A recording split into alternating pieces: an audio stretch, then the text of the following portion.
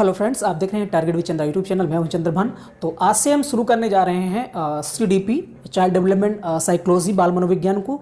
और ये जो है सीटेट में जो भी सिलेबस, सीटेट के सिलेबस में जो भी चीज़ें दी गई हैं, जो भी टॉपिक्स दिए गए हैं, उन टॉपिक्स के हिसाब से ही हमें चलना है।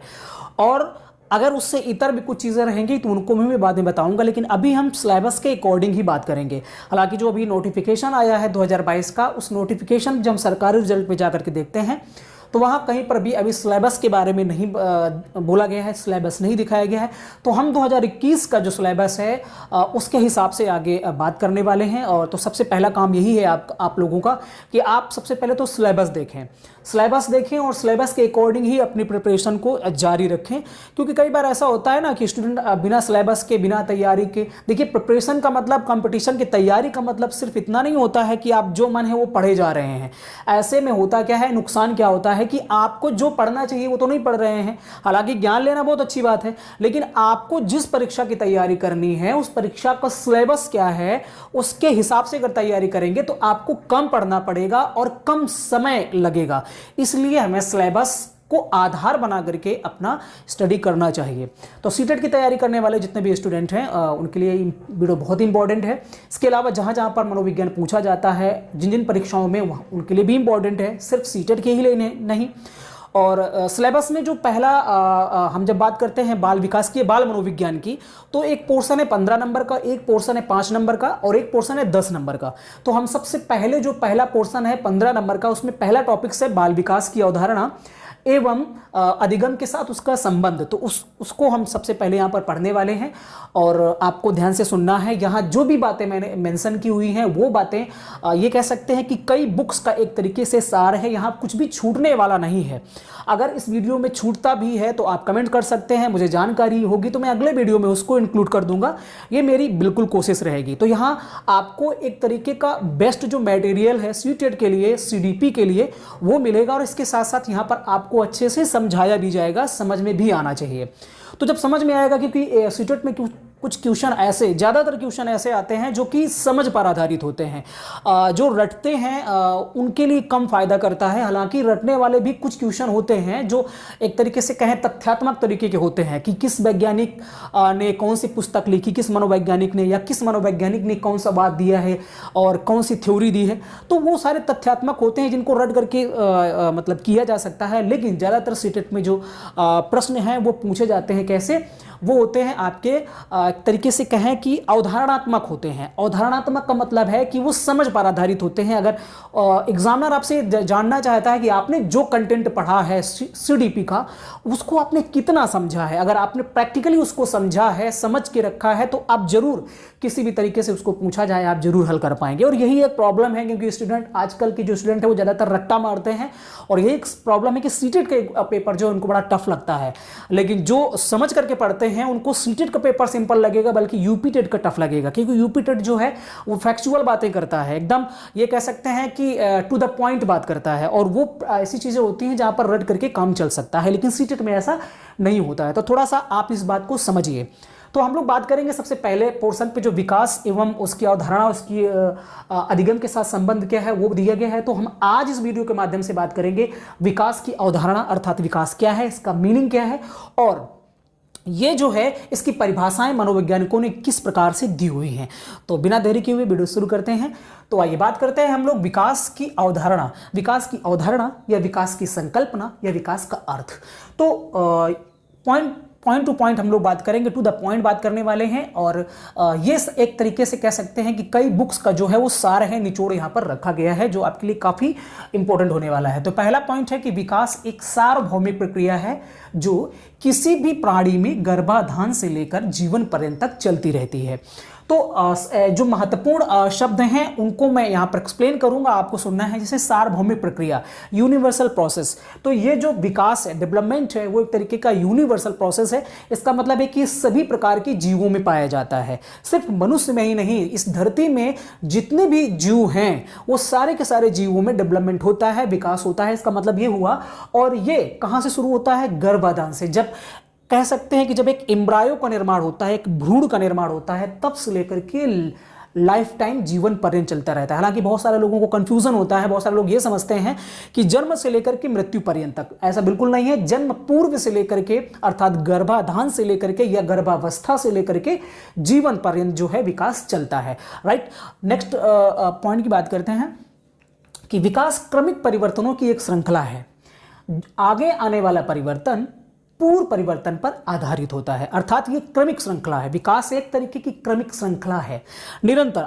विकास आकस्मिक नहीं होता, बल्कि धीरे धीरे धीरे धीरे होता है, और पहले वाला परिवर्तन जो है वो बाद वाले परिवर्तन से कहीं ना कहीं संबंधित होता है, उससे संबंध रखता है। इसका मतलब ये है, राइट। तो आकस्मिक नहीं होता है जो पहले वाला, जैसे हम आप पढ़ते भी होंगे कि सबसे पहले जो बालकों की जो हड्डियां हैं वो अधिक होती हैं, बाद में जो है वो 206 हो जाती हैं।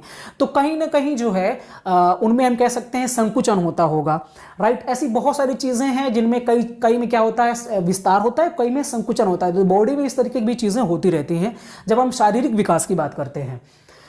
तो अगला पॉइंट है कि प्राणी में विकास पहले होता है तथा वृद्धि बाद में। तो ये एक बहुत ही महत्वपूर्ण पॉइंट है, क्योंकि बहुत सारे लोगों को शायद ये नहीं पता होगा। सबसे पहले डेवलपमेंट होता है और वृद्धि जो है, ग्रोथ, वो बाद में होती है। हालांकि मैं नेक्स्ट वीडियो में बात करूंगा कि जो डेवलपमेंट और ग्रोथ में जो मुख्य अंतर है वो क्या है। तो यहां जो है कहा जा रहा है कि प्राणी में विकास पहले होता है। अब आपके मन में सवाल आ रहा होगा कि कैसे, विकास कैसे पहले होता है। तो जैसे मैं आपको बताऊं कि जो स्पर्म होता है, स्पर्म और जो ओवम होता है, ये जब दोनों मिल जाते हैं, ये जब दोनों मिलते हैं तब बनता है एम्ब्रायो। दिख रहा है ना, एम्ब्रायो अर्थात भ्रूण।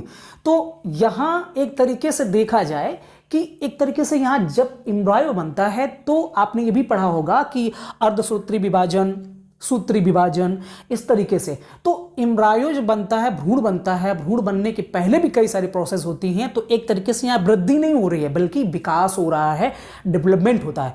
और जब एम्ब्रायो बन जाता है तो एम्ब्रायो में फिर वृद्धि होती है, और विकास तो चलता ही रहेगा, लेकिन अब इसके बाद हमें वृद्धि देखने को मिलती है जब वो गर्भ में रहता है भ्रूण। उसके बाद भी वृद्धि जो है वो चलती है जब वो गर्भ के बाहर आता है, जब उसका जन्म होता है। तो बाहरी जो एटमॉस्फेयर है उसके अकॉर्डिंग जो है बालक की ग्रोथ भी होती है और डेवलपमेंट भी होता है।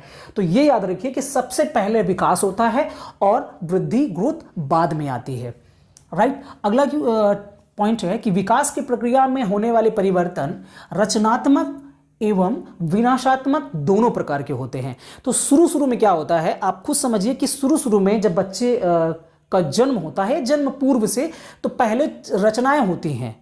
यहाँ क्या होता है, पहले यहाँ पर क्रिएशन होता है, बाद में डिस्ट्रक्शन होता है, अर्थात विनाश होता है। तो हम ये कह सकते हैं कि किशोरावस्था के बाद जब हमारी प्रौढ़ावस्था आती है, तो प्रौढ़ावस्था के बाद क्या होता है कि अब विनाशात्मक विकास होता है, लेकिन विनाशात्मक होता है। अब देखते हैं कि धीरे धीरे वृद्धावस्था आती है ना, तो एक तरीके से पहले तो रचना हो रही थी और ग्रोथ हो रही थी, लेकिन अब क्या है कि अब यहां पर जो है धीरे धीरे विनाश वाली चीजें होने लगती हैं, चीजें कम होने लगती हैं, सेल्स जो है हमारे कमजोर होने लगते हैं, हमारे बॉडी के ऑर्गन्स जो हैं वो कमजोर पड़ने लगते हैं, लोगों के दांत गिर जाते हैं, आप खुद जानते हैं, झुर्रियां पड़ जाती हैं। तो एक तरीके से ये कहा जाए कि विकास जो है वो दो प्रकार का होता है, एक रचनात्मक और विनाशात्मक। ये दोनों प्रकार के होते हैं परिवर्तन, जो हमारे बॉडी पे परिवर्तन होते हैं वो दो प्रकार के होते हैं। कैसे, रचनात्मक और विनाशात्मक। तो ये भी विकास की प्रक्रिया में होता है। अगला पॉइंट है कि विकास केवल शारीरिक परिवर्तनों की ओर ही संकेत नहीं करता, बल्कि इसके अंतर्गत शारीरिक, मानसिक, सामाजिक व संवेगात्मक विकास भी शामिल है। तो हम ज़्यादातर जब विकास की बात करते हैं, डेवलपमेंट की बात करते हैं, तो लोगों के दिमाग में तुरंत ये आता है कि बॉडी का विकास है ना, शारीरिक विकास। लेकिन ये परिवर्तन जो है वो विकास को हम सिर्फ शारीरिक परिवर्तन के आधार पर नहीं ले सकते हैं। विकास में और भी चीज़ें सम्मिलित होती हैं, जैसे कि मानसिक विकास, जैसे कि सामाजिक विकास, ये भी एक तरीके का विकास है, जैसे कि संवेगात्मक, इमोशनल डेवलपमेंट, संवेगों का भी विकास होता है। जन्मजात जो हमारे अंदर शक्तियां मौजूद हैं, उन शक्तियों का भी हमारे वातावरण में विकास होता है। और आपने पढ़ा भी होगा, फ्रॉबेल को पढ़ा है आपने, मॉन्टेसरी को पढ़ा है। फ्रॉबेल ने कहा था फ्रोबेल का कहना था कि मनुष्य जिस तरह एक बीज के अंदर समस्त शक्तियां मौजूद होती हैं और एक बीज के अंदर एक विशाल वृक्ष बनने की क्षमता होती है, उसी तरह एक भ्रूण में भी एक परिपक्व मनुष्य बनने की क्षमता होती है। अब बात यह है कि वो जो आंतरिक शक्तियां उस भ्रूण में मौजूद हैं, उन आंतरिक शक्तियों का विकास बाहर के वातावरण से में कितना होता है, बाहर का वातावरण उसको कितना प्रभावित करता है, उसके वातावरण पर ये चीज़ें डिपेंड करती हैं। तो अक्सर जब हम पढ़ेंगे तो वंशानुक्रम और जो हमारा वातावरण है वो बार बार बीच में आएगा और बहुत इंपॉर्टेंट पार्ट है। अगर हम अधिगम की भी बात करते हैं या हम विकास की बात करते हैं तो ये दो फैक्टर जो हैं, एक आपका हेरिडिटी और दूसरा डेवलपमेंट, ये बहुत ज़्यादा प्रभावित करते हैं। हालांकि इसको भी हम बाद में पढ़ेंगे। अगला है कि विकास में होने वाले परिवर्तनों की जो गति है अर्थात रेट मतलब दर, वो क्या होती है, समान नहीं होती है या अलग अलग अवस्थाओं में भिन्न भिन्न होती है। तो जो डेवलपमेंट होता है वो अलग अलग अवस्थाओं में अलग अलग होता है। कई बार एग्जाम में यहाँ से भी क्वेश्चन पूछ लिया जाता है कि निम्न में से किस अवस्था में विकास की दर तेज होती है या निम्न में से किस अवस्था में विकास की दर मंद होती है। तो इस बात की जानकारी भी हमें रहनी चाहिए। तो नेक्स्ट पॉइंट में इसकी बात की गई है कि विकास की गति गर्भकालीन अवस्था में सबसे तेज होती है। मतलब एक तरीके से कहा जाए कि दोगुनी रफ्तार में, दोगुनी दर में बच्चे का एक भ्रूण का विकास होता है। 7-7 दिन में जो है भ्रूण में काफी परिवर्तन, चेंजमेंट देखने को मिलते हैं। तो भ्रूणावस्था, और जब हम बात करते हैं कि 7वां 8वां जो महीना जब बच्चे का जन्म हो जाता है, उस दौरान भी उसका बहुत तेजी के साथ अर्थात बहुत तेज दर के साथ जो है वो शारीरिक विकास जो है वो होता है। और हम ये भी कई बार पढ़ते हैं कि जब हम लेते हैं, अगर अवस्थाओं में बात करें तो शैशवावस्था, तो शैशवावस्था जो है, शैशवावस्था का जो पहला पार्ट है, अगर शैशवावस्था को 2 भागों में डिवाइड करें, 0 से 5 वर्ष तक या 0 से 6 वर्ष तक जो है, कई मनोवैज्ञानिकों ने अपने अपने हिसाब से बताया हुआ है। तो इस अवस्था के अगर 2 पार्ट कर दें, पहली पूर्व शैशवावस्था, बाद में उत्तर शैशवावस्था, या बाद में हम इस तरह बाल्यावस्था को भी करते हैं। तो पहला जो पार्ट होता है शैशवावस्था का, अर्थात ये कह सकते हैं कि 2 वर्ष 2-2.5 वर्ष के बीच का जो समय होता है, पहले का शुरुआती समय, उसमें और भी तेज दर से बालक का विकास होता है। और ये विकास जो है निरंतर 12 वर्ष की अवस्था तक चलता रहता है। ठीक है, कुछ समय बाल्यावस्था के दौरान भी विकास चलता है, लेकिन दर थोड़ा सा मंद होती है। और फिर जो है किशोरावस्था में जब 15-16 साल की एज उसकी होती है, तब फिर विकास बड़ी तेजी से होता है। और उसके पश्चात प्रौढ़ावस्था तक तो विकास चलता है निरंतर धीरे धीरे, लेकिन फिर बाद में विकास रुक जाता है। अब विकास रुक जाने का मतलब ये नहीं है कि विकास होगा नहीं, विकास होता है, लेकिन उसकी दर, जैसे अगर हम इसके वक्र को देखें, विकास के वक्र को अगर देखें तो पहले विकास बड़ी तेजी से ऐसे होता है, ऐसे, लेकिन एक अवस्था जब हम बात करते हैं 18-19 साल वाली, तो इस अवस्था से अब विकास तो होगा लेकिन इस तरीके से समानांतर चलता है, राइट। हालांकि हम इसकी भी बात करेंगे, लेकिन अभी बात आई इसलिए मैंने समझा दिया। तो विकास इस तरीके से चलता रहता है। तो यहाँ पर कहा भी गया है कि गर्भकालीन अवस्था में सबसे तेज तथा किशोरावस्था के बाद जो है मंद पड़ जाती है गति, विकास की रेट जो है, विकास की दर जो है वो मंद पड़ जाती है, विकास रुकता नहीं है। ओके, अगला पॉइंट है कि बाल विकास का अध्ययन सर्वप्रथम जॉन लॉक व थॉमस हॉब्स ने किया था। तो यहाँ बड़ा कंफ्यूजन रहता है, इसलिए मैंने उन सारे तथ्यों को यहाँ पर रख दिया है ताकि आप कंफ्यूज ना हो। तो यहाँ पहला पॉइंट है कि बाल विकास का अध्ययन सर्वप्रथम जॉन लॉक व थॉमस हॉब्स ने किया। और अगला पॉइंट है कि बाल विकास का प्रश्नावली विधि द्वारा, क्वेश्चनायर मेथड द्वारा सर्वप्रथम अध्ययन स्टैनले हॉल ने किया था। किसने? स्टैनले हॉल ने किया था। अगला पॉइंट है कि बाल विकास का वैज्ञानिक अध्ययन सर्वप्रथम पेस्टोलॉजी ने किया था। कब किया था? 1774 ईस्वी में अपने एक पुत्र, 3.5 वर्षीय पुत्र पर इन्होंने किया था, बेबी बायोग्राफी उसकी लिखी थी। तो इसी वजह से इनको बाल मनोविज्ञान का जनक भी कहा जाता है कई जगह पर। तो पेस्टोलॉजी जो है अपने पुत्र पर करते हैं वैज्ञानिक, तो एक तरीके से वैज्ञानिक अध्ययन माना जाएगा। तो ये कुछ महत्वपूर्ण तथ्य थे विकास की अवधारणा से संबंधित, ताकि विकास सच में क्या है वो कम से कम उसका कुछ अर्थ हमें मालूम पड़े। अब कुछ परिभाषाएं हैं जिन पर हम चर्चा करेंगे। डेफिनेशन ऑफ डेवलपमेंट, जैसे सबसे पहली परिभाषा है हॉरलॉक की। हॉरलॉक कहते हैं कि विकास जो डेवलपमेंट है वो वंशानुक्रम व वातावरण की अंतःक्रिया का ही एक प्रतिफल है। अर्थात वंशानुक्रम की जब बात करेंगे तो माता पिता, जो हमारे जीन्स हैं, जो हमारे अंदर क्रोमोसोम्स होते हैं, 23 जोड़े क्रोमोसोम्स होते हैं वो माता पिता या जो पूर्वज हैं उनके जो लक्षण हैं उन लक्षणों को उनकी संतानों में पहुंचाने का काम करते हैं। तो वो जो पहले से ही गुण जो विद्यमान होते हैं वो वंशानुक्रम के अंतर्गत आते हैं। अब उन गुणों का विकास वातावरण में कैसे होता है, वातावरण कैसा मिलता है उनको, उनके अकॉर्डिंग होता है। तो कह सकते हैं एक तरीके से D बराबर H/E development equal to heredity into environment. तो इन दो चीजों की जो अंतःक्रिया है, जो दोनों में कह सकते हैं कि जब दोनों मिलते हैं, दोनों में अंतर्क्रिया होती है तो फिर विकास उसे हम कह सकते हैं। तो विकास क्या है? वंशानुक्रम एवं वातावरण की अंतःक्रिया का प्रतिफल है अकॉर्डिंग टू हॉरलॉक। और ज्यादातर जो मनोवैज्ञानिक हैं वो ज्यादातर इसी तरीके की बात करते हैं, राइट। कुछ लोग इस शब्द को बदल देते हैं, कुछ लोग कहते हैं कि गर्भावस्था से लेकर के परिपक्वावस्था तक के समय को हम विकास के अंतर्गत रख सकते हैं। ऐसा भी कई मनोवैज्ञानिकों ने कहा है। अगली परिभाषा है जेम्स ड्रेवर की। ये कहते हैं कि विकास का अर्थ लंबाई एवं भार में वृद्धि से नहीं है, अपितु विकास परिपक्वता की ओर बढ़ने का एक निश्चित व प्रगतिशील क्रम है।